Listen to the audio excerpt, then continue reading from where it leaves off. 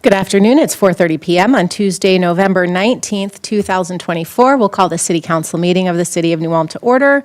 Item number 1 is the consent agenda. Councilors, what are your wishes? So move. Second. Thank you. Motion and a second. Any further discussion? Those in favor signal by saying aye. Aye. Opposed? That motion does carry. Item number 2.1 is a public hearing on the final plot of River Haven Addition. Mr. Schnobrick.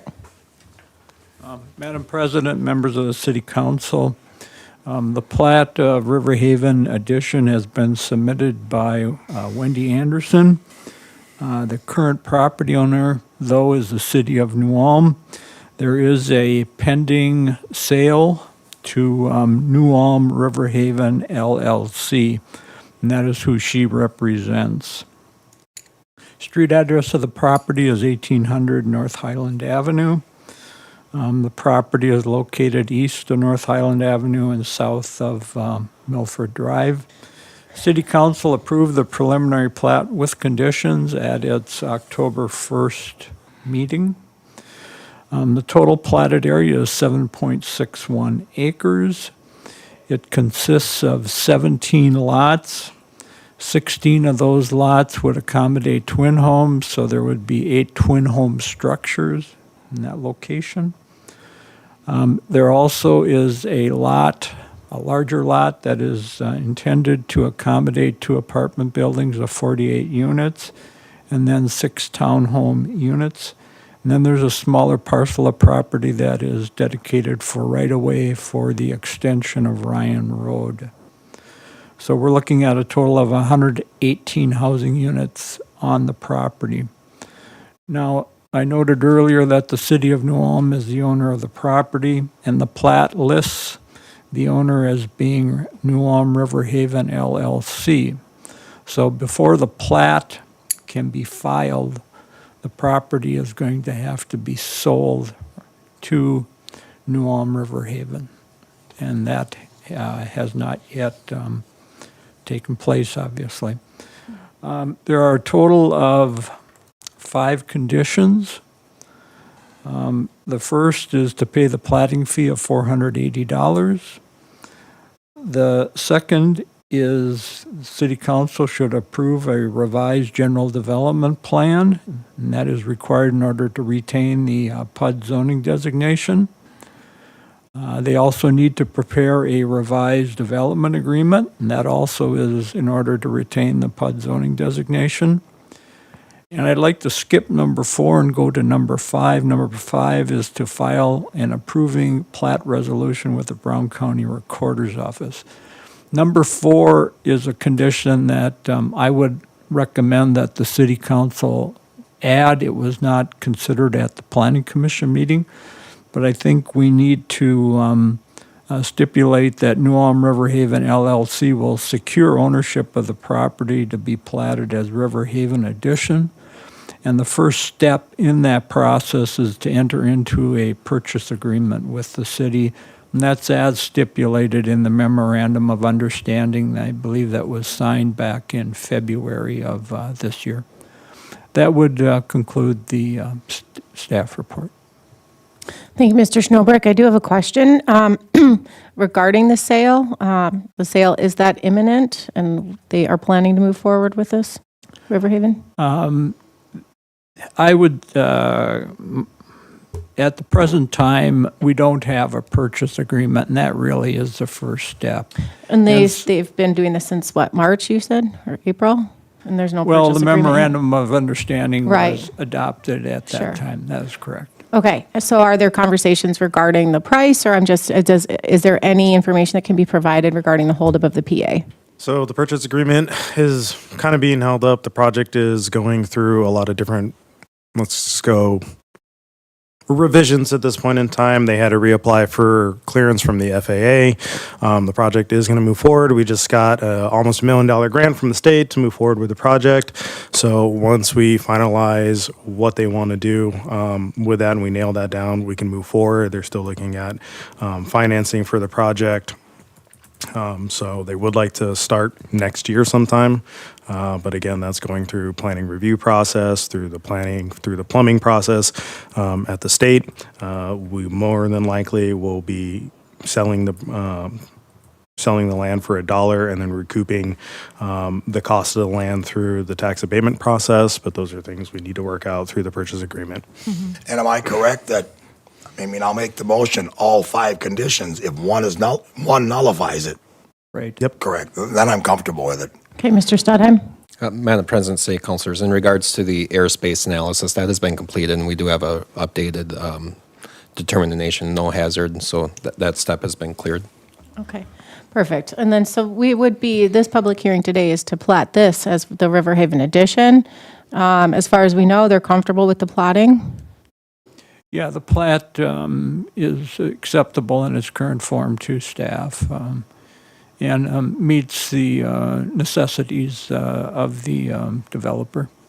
And just out of pure curiosity, were there any major changes from the last proposed plotting from the last project, or is it very similar? Well, the last time there was only one lot because all of the parcels on the property were going to be owned by the developer and they were going to retain ownership of them. Now what they're doing is the twin homes are going to be sold. And so that's why they're platted individually. Perfect, that does make sense. Thank you. Yeah, all we hear is we need more options for affordable housing, and this looks like we have wonderful amount of new affordable housing coming on the market. So I'll go ahead and make a motion to close the public hearing and offer resolution approving with conditions the final plat of River Haven Addition located at 1800 North Highland Avenue.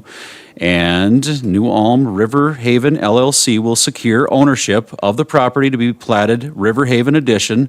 First action will be to enter into a purchase agreement. Second. Thank you. We do have a motion and a second. Any additional discussion? Would just like to note this is a public hearing if there was anyone that would care to be heard, but we do not see anyone. With no other action, Director Jorgensen, please call the roll.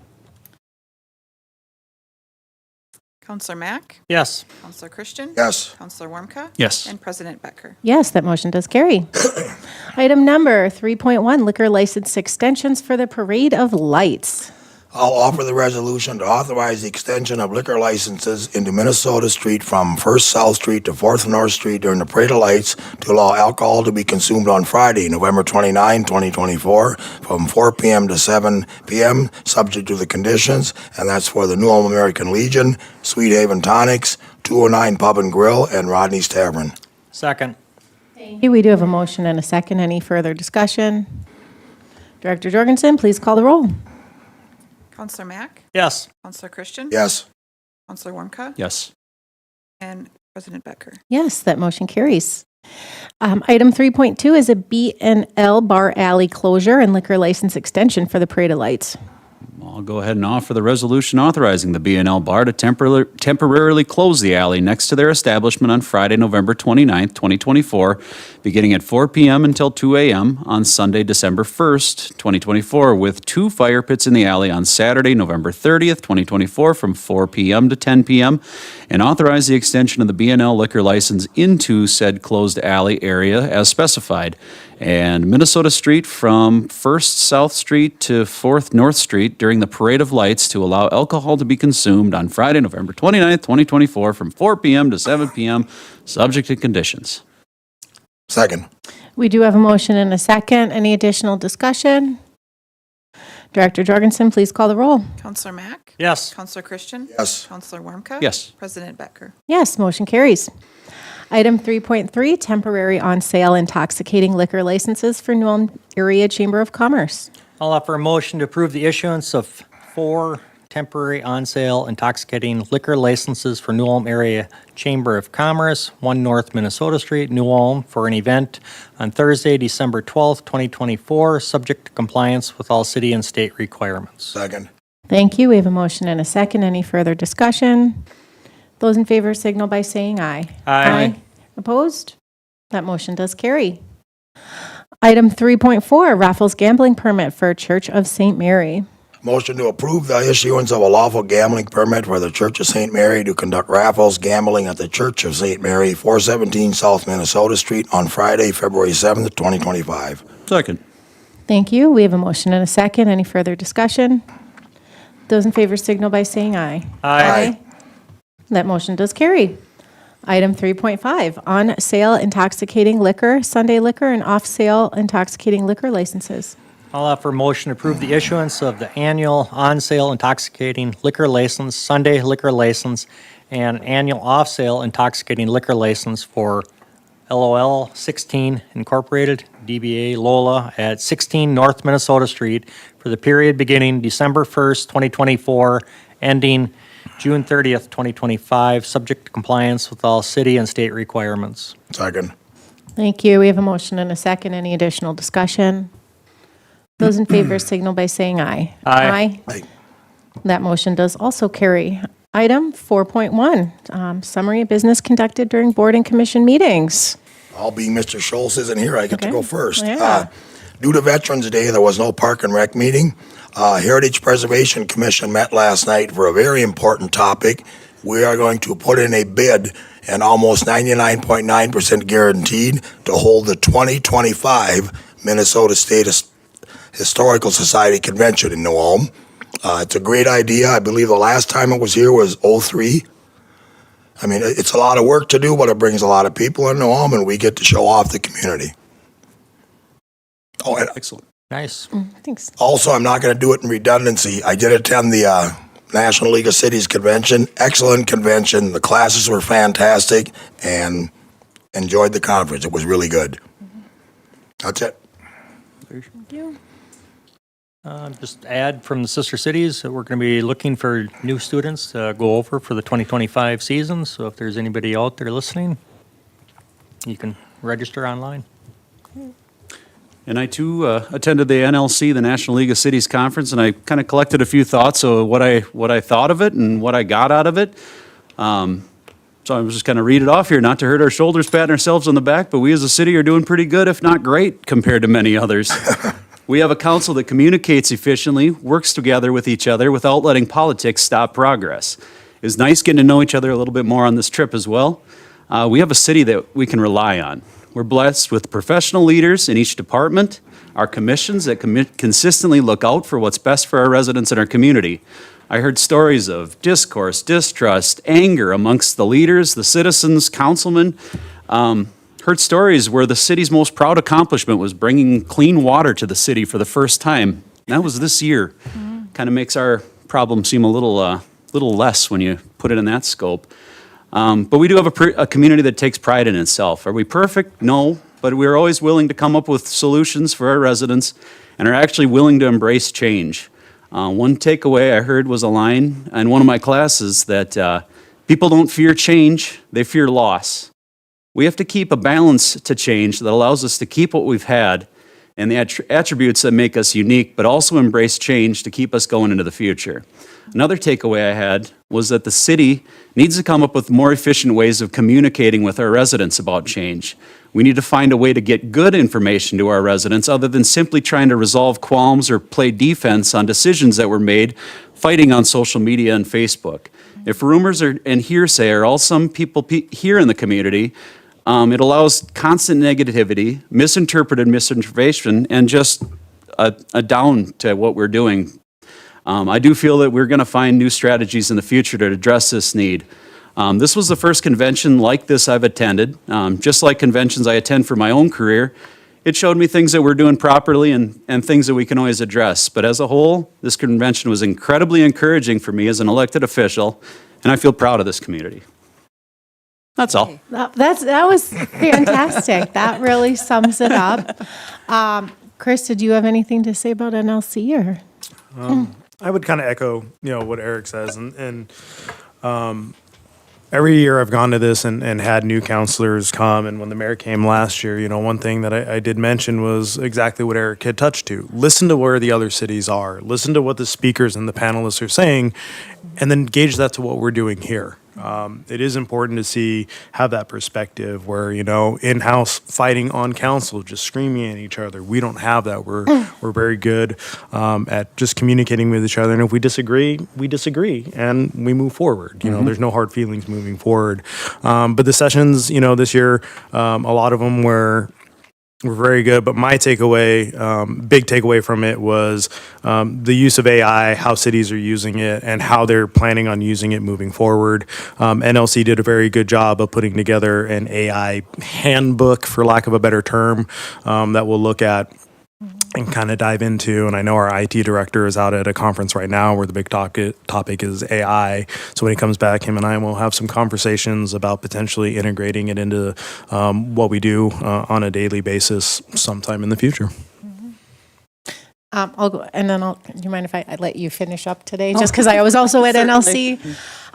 But just, they do a great job of putting it on and doing, offering a nice variety of different topics. Everything from waste management to water to clean energy to collaboration to lots of focus on AI this time. I learned so much about some of the ways that it can be applied, some of the free resources with it, and you have to go as a city where the puck is going, and I think we do a great job with that. There's a lot of talk about cybersecurity as well, because a lot of smaller to mid-sized cities are the ones that get attacked with the malware and the ransomware, and I feel very confident with our staff, that we are protected as a city. Again, I'm very thankful. I had a friend of mine telling me about how they were sanctioning 2 of their counselors for physical altercations at a Walmart. And so, there is a lot of discourse and a lot of disagreements, and I'm just so thankful to work with all of you guys. And we'll have a new counselor coming on in just a couple of months. But we couldn't be luckier. And, as a city, I think we continue to look at where that puck is going and, try to anticipate some of these needs and changes. We've been doing a lot of really super creative things here. And we're getting noticed as a community. So we're getting to speak on panels and we're getting asked to participate in some of these things that we hadn't had an opportunity to do before. And it's because we are innovative and we are working together and we're getting things done. I don't know. It's just, it's so nice. There was one more other thought that I had that just went, but Mayor, any updates? I was not at the NLC, but I wanted to share with you some exciting things. The Economic Development Commission and Authority started a new program this year where we're visiting businesses that are existing in New Ulm. Many times when we talk about EDA, we talk about chasing after and luring and attracting and helping new businesses. But there's something to be said for those that continue to invest and reinvest in New Ulm.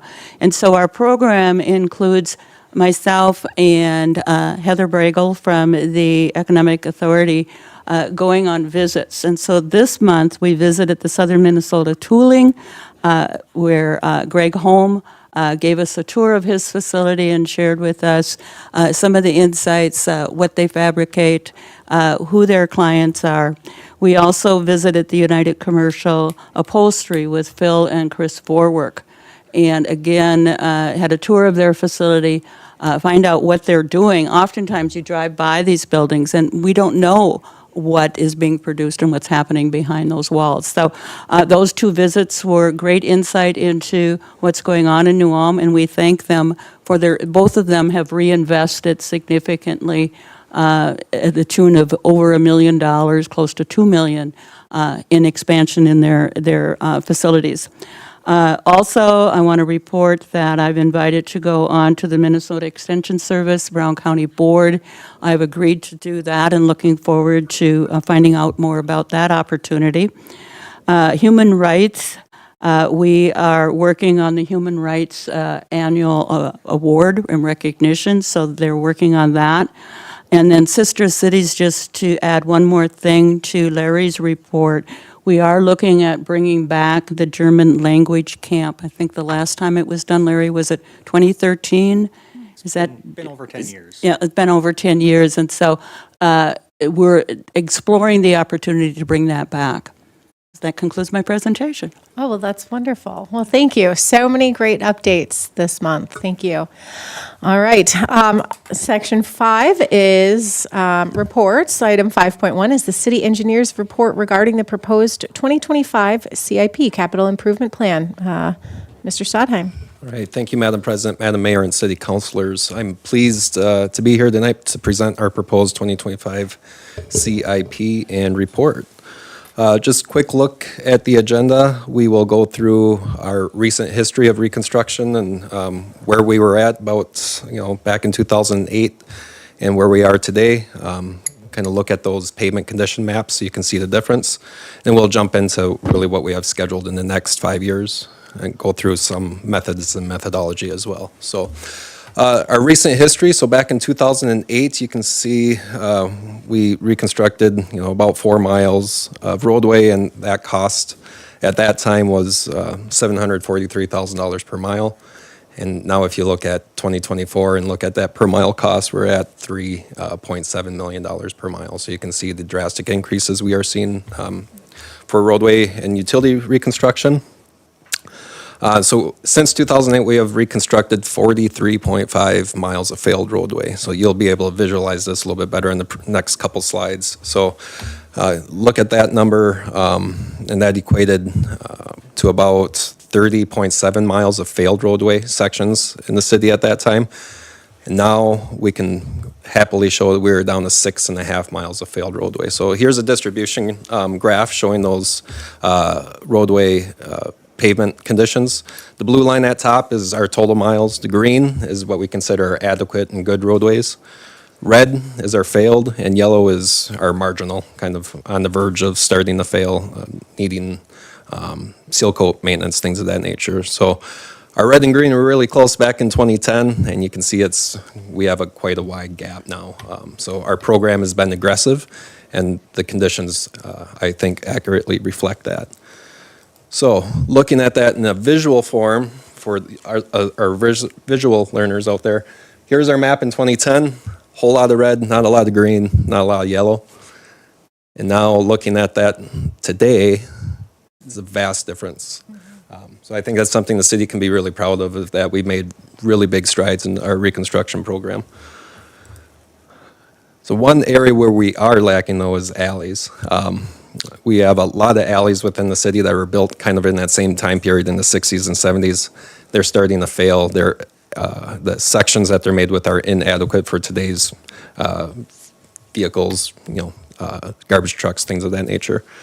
So our current distribution of alley segments, we have 67 that are failed, 107 that are marginal, and 59 of them are adequate.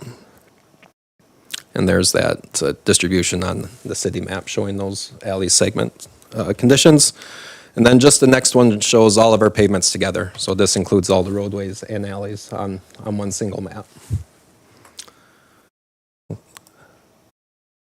So moving on from our history to our plan development. So when we start our plan development process, we look at pavement condition, we analyze the curb and gutter to see if that needs to be replaced, look at the water main needs, sanitary sewer needs, storm sewer needs, and then also making sure we're in compliance with ADA improvements.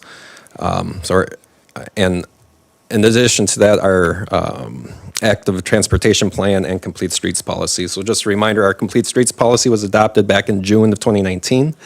Our active transportation action plan was adopted in November of last year. This plan was taken to the Safety Commission at their September meeting, and they recommended approval of the 2025 capital improvement plan in terms of the plan meeting the purpose of the complete streets policy and the active transportation plan. And then we have conducted some public outreach for the plan as well. So we conducted a public open house back in September. I think we had about 12 attendees for that open house for the potential projects in 2025. So getting into what we are proposing for 2025, the big one on the list is Bridge Street from Cottonwood Street down to Tower Road. So just to place that, that's down by the Kraft plant. Roadways in very poor shape, utilities are in very bad shape. So that'll be a complete utility and roadway reconstruction project. The other big one on the list is Lakeside Village Edition, where we'll do the initial roadway improvements. So paving, curb and gutter, sidewalk, street lighting, and restoration out there. And that subdivision that was built back in 2005 and sat for quite a while, and now is almost, I would say, almost full. So also included on the chart here are the estimated special assessments. So within the report in sections 3 and 7 touch on the methodology for the assessments and really the cost estimates and how we come to those values as well. So it's same as in the past years. The roadway reconstruction assessment policy is based on resolutions 8850 and 9035 that the council adopted previously. And those resolutions state that the reconstruction is assessed at 60% on a per parcel basis for each buildable residential parcel, and it's an incremental benefit for non-residential parcels. And in 2025, we are recommending that residential unit reconstruction assessment rate at $4,750 per parcel, which is the same that it was this year. And then for a surface reconstruction project, which will follow on the next slide, that'd be $2,140 per residential parcel.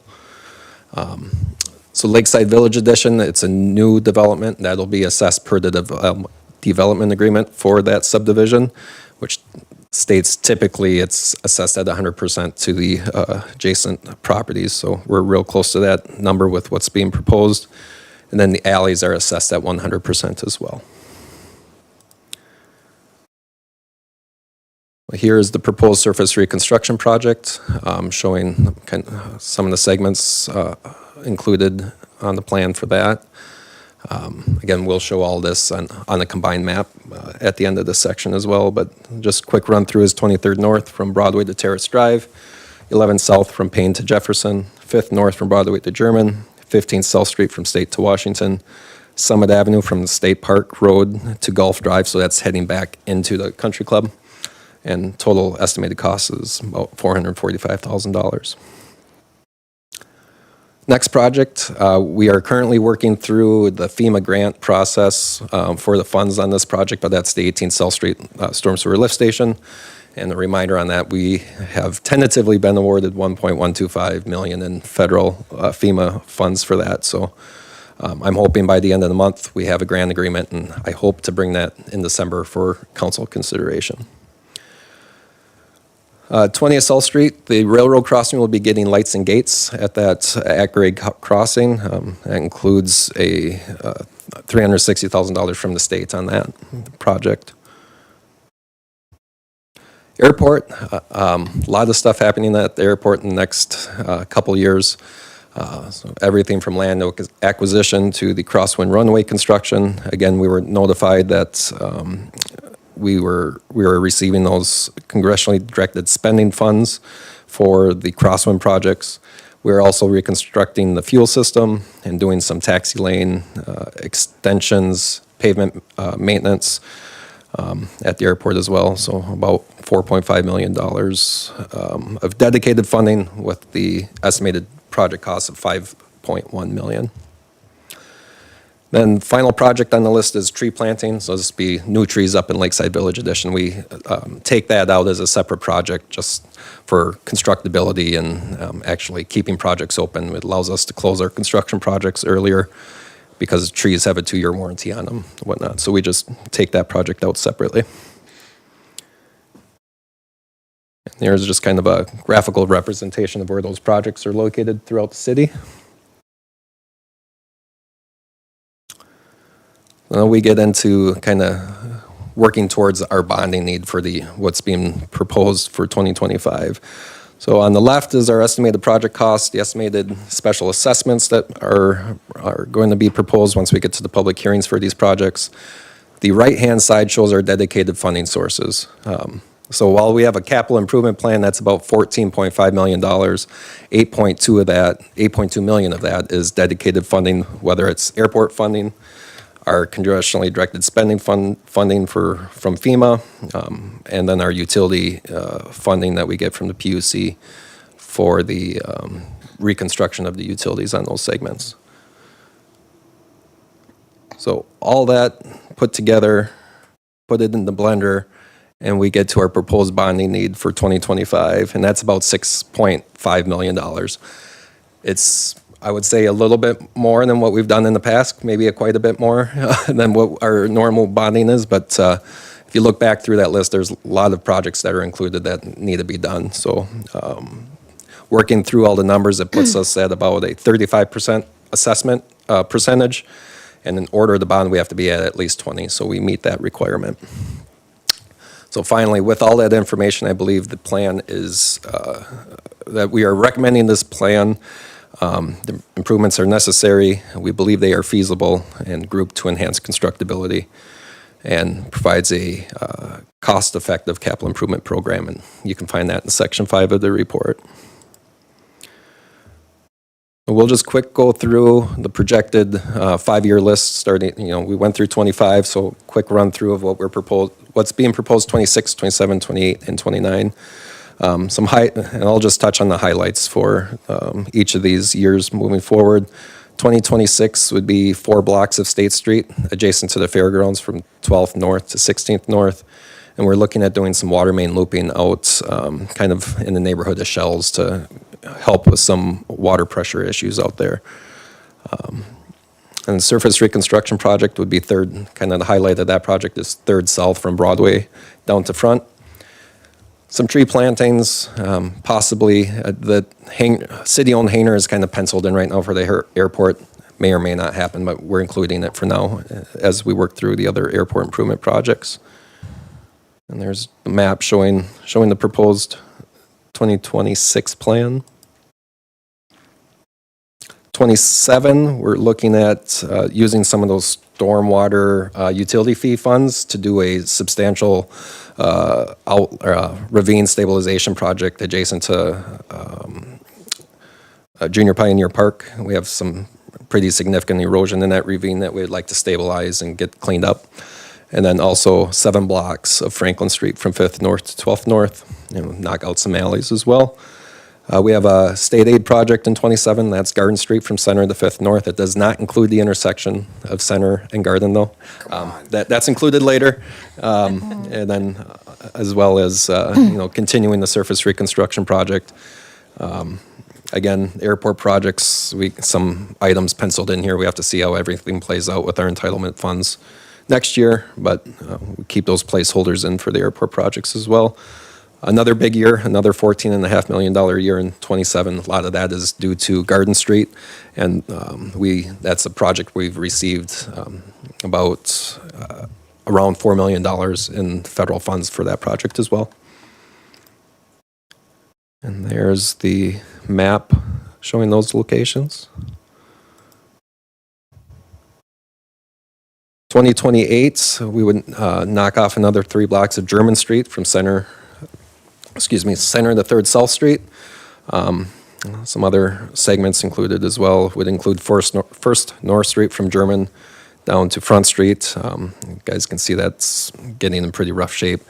Continuing to knock out additional alleys to try to catch up on that alley list as well. And then surface reconstruction projects, we're kind of trying to group those a little bit kind of in that south eastern portion of the city, 16th South, 15th South.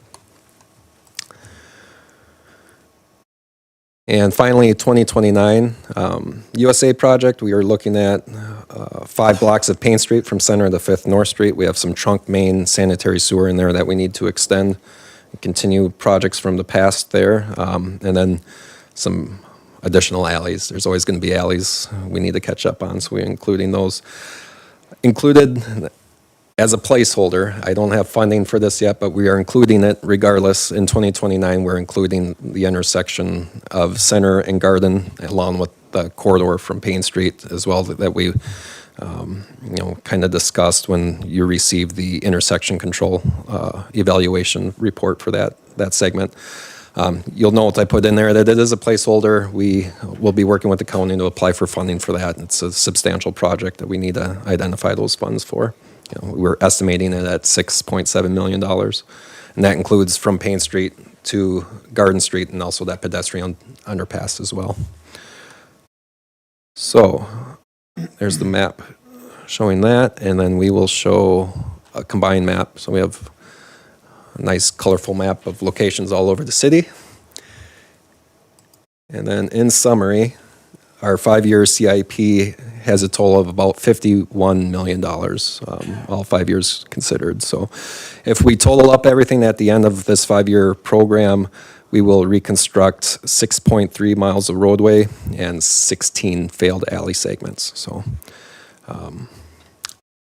any questions? I know that's a lot of information I threw at you pretty quickly, but I have one question with our handicap accessible ramps. Joe, do you know like how far out are we yet that we're done or caught up? Just curious. good question. We've, I don't have a percentage of where we're at, but, every roadway segment we touch, we're hitting those. I would say, if I had to estimate, we've maybe hit 60%, Okay, but that's just a guess off the top of my head right now. thank you. That Lakeside Village, how did the assessments work? Or the Lakeside addition? Yep, so there's a development agreement for that location, so that's, the verbiage in the development agreement is that 100% of the costs are assessed equally to the residential parcels out there. So each parcel is assessed the same regardless if they're on a corner or not. Sounds good. And that's originally platted parcels. So there are some parcels that are double lots that are built across 2 lots, they will receive 2 assessments, so.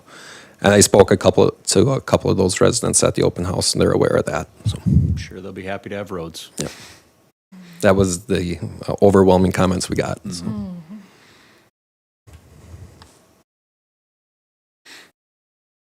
All right. Thank you. Yeah, no, okay, I will look for a motion to adopt the proposed capital improvement plan and the acknowledgement of Mr. Stadheim's report. I'll motion to adopt the proposed 2025 capital improvement plan and acknowledge receiving the end year's report. Thank you. Very good job. Absolutely. Second. All right. Thank you. Thank you. We have a motion and a second. Any additional discussion? Those in favor signal by saying aye. Aye. Opposed? That motion does carry. Under old business, item 6.1 is ordinance number 2024-093, second consideration regarding the schedule of fees. Just one comment I want to make before that. I did double check with Counselor Schultz, and he was actually fine with all the proposed changes. I didn't get any messages or comments from him either, so, yep. I'll offer a motion to conduct a second consideration and adopt the ordinance number 2024-093, amending sections 2.99 of the city code of the city of New Ulm relative to schedule of city fees. Second. Second. Thank you. We have a motion and a second. Any further discussion? Those in favor signal by saying aye. Aye. That motion does carry. Item 6.2 is the second consideration of ordinance number 2024-094, amending Chapter 5 of the City Code. This was regarding the liquor license. And this was just language cleanup, essentially taking the resident agent from full responsibility for the conduct of the license to just having them be responsible for compliance with state and local laws and oversee the daily operations of licensed facility. That's right. I'll make a motion to conduct second consideration and adopt ordinance number 2024-094 for the city of New Ulm, Brown County, Minnesota, amending Chapter 5, Section 5.03, Subdivision 6 of the city code. Second. We do have a motion and a second. Any further discussion? Those in favor signal by saying aye. Aye. Opposed? That motion does carry. Item 7.1 under new business is League of Minnesota Cities Insurance Trust liability coverage. I assume this is the one we just renew every year. Yes, with the non-waive. Right. I'm going to offer the resolution authorizing to not waive the monetary limits on municipal tort liability established by Minnesota statutes 466.04, accepting liability coverage limits of $1,500,000 from the League of Minnesota Cities, effective January 1, 2025, and authorize the city manager execute the waiver for and on behalf of the city of New Ulm. Second. Thank you. We have a motion and a second. Any further discussion? Director Jorgensen, please call the roll.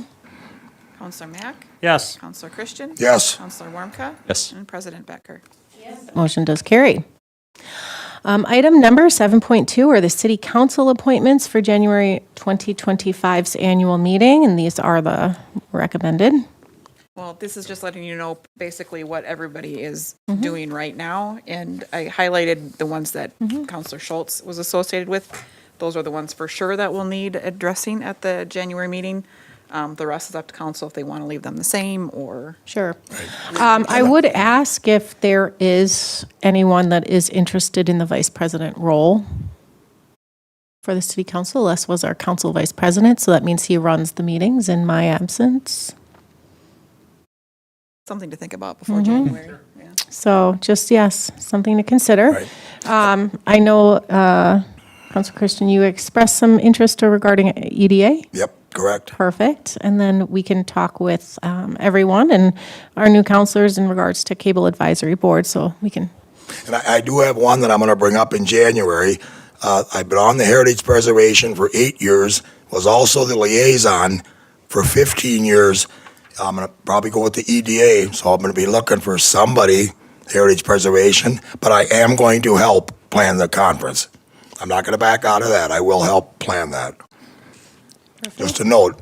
Sounds good, Dave. And I say our new elect, usually he is out in the audience, but tell Mr. Schmitz he should be here, otherwise you get appointed.